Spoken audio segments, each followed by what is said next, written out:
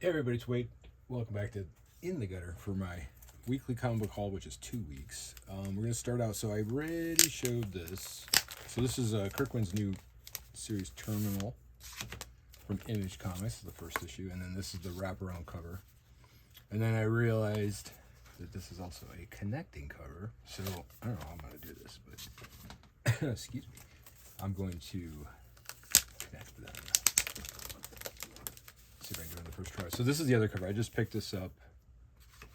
I don't know. I like the book, and while I can just grab it off the shelf, I decided to get the connecting cover. It's kind of cool because then you have 4 covers. Anyway, there you go. So that was a last week's book this week, and then the rest of last week's books. Finishing with the Alex Ross Dimensions cover. This is. Hope you like the sound of tearing tape. It's on the back. Uncanny X-Men 32.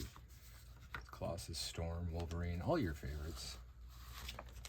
So yeah, this is a cool set. And also kind of a cover pie, but also wanted to give it a try as the Rocket Raccoon Rocket Rewind. This is a Mike Mignola cover, which I thought was super cool. And this is the first issue. I think it's a one-shot, actually. So it was fun, but it's cool to just have a nifty Mignola cover. I also got this one because it was a homage to the Kraven the Last Hunter.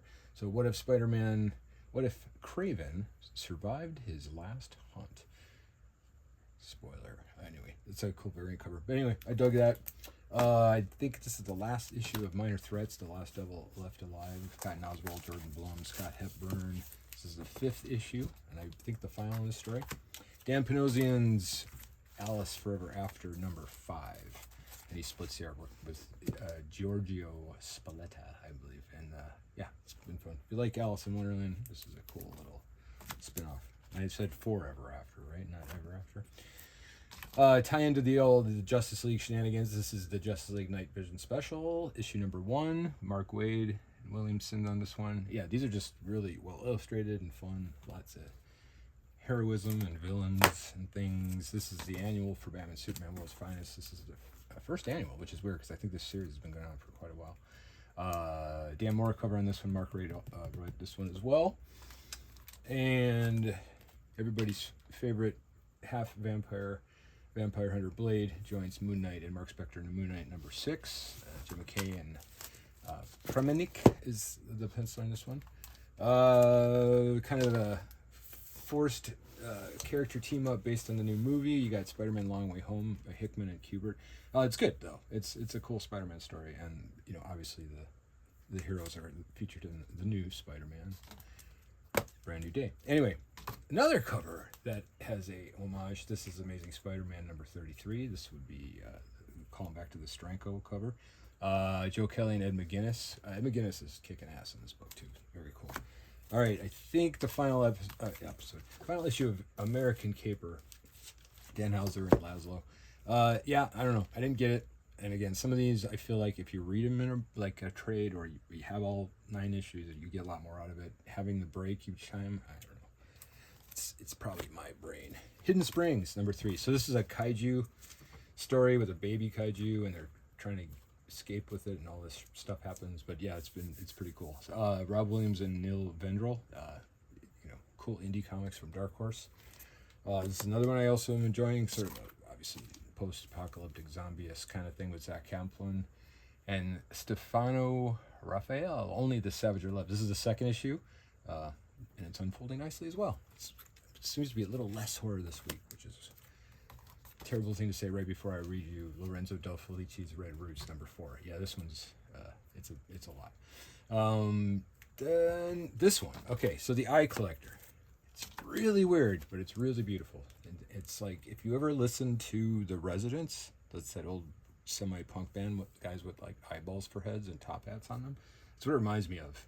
It's super trippy, but it's extraordinarily well illustrated. Jonathan Ball wrote this one, and his name is Lyndon Radenchka is the artist, and it's super cool stuff. The cover kind of gives you a glimpse inside. And there is more horror. Hello Darkness, number 23. Yeah, it's cool cover here. Also, this one, who did this one? Oh, I should write it down again. I used to take notes, then I stopped taking notes. but I'm not that good. Rebecca Puebla. Yeah, super cool cover. Gross, but cool. All right, and this was mine. So I have every Concrete. I have his first appearance. I think I have every Concrete story published up till 2000. I don't know when he stopped doing it, but I'd like to say I have them all.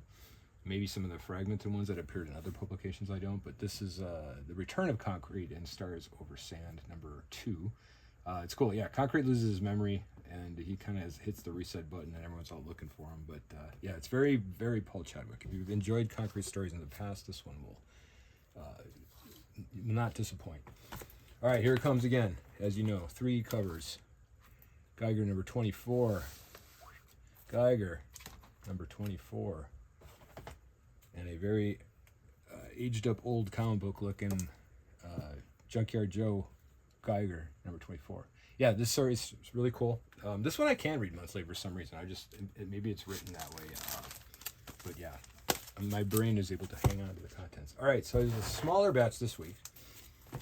So they pulled the Queen in Black number 1 by another artist who shall remain nameless because I don't remember who it was. And I ordered it specifically for the J. Scott Campbell. And I was like, I spent $8 on this. And it was a cover buy. I'm not much of a Venom person. I like the character. I just don't read Venom comics. And it was like really similar to this. And so I was looking at it and I'm like, did I order the wrong one? Luckily I did not. And I was able to get the J. Scott Campbell variant cover for this one. And I think the last issue of Dead Teenagers, this is Jude Ellison S. Doyle, who writes some funky stuff. I've enjoyed most of what I've read from, I think it's her, from Oni. And I think they're all Oni, but there's been some cool stuff. And Caitlin Yarsky.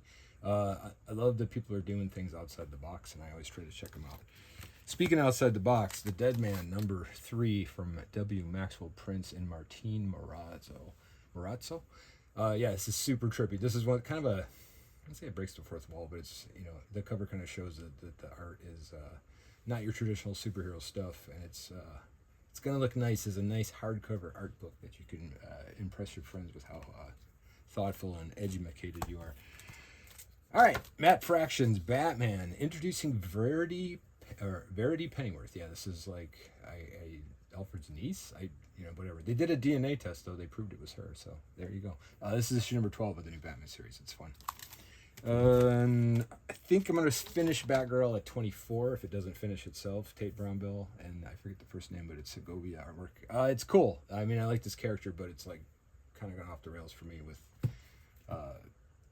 her off-site storyline, and it's just not it's kind of like when Spider-Man goes to space. I don't know.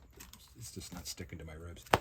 And last but not least, the horror. This is such kind of super cool thing. So I read all the 100 Bullets after taking a long break from comics.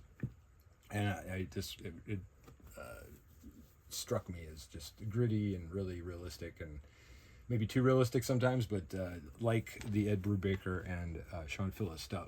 Brian Azzarello and Edward Riso definitely have a language they've formed. And this is the second issue of the 100 Bullets, the U.S. of Anger. It's good stuff. So if you like 100 Bullets, again, just won't disappoint either. All right, kind of a ramble. It's late at night. It's still hot, but I just figured I had to get a video out if I haven't done it in 2 weeks. So enjoy yourselves, and until the next time, keep your mind in the gutter.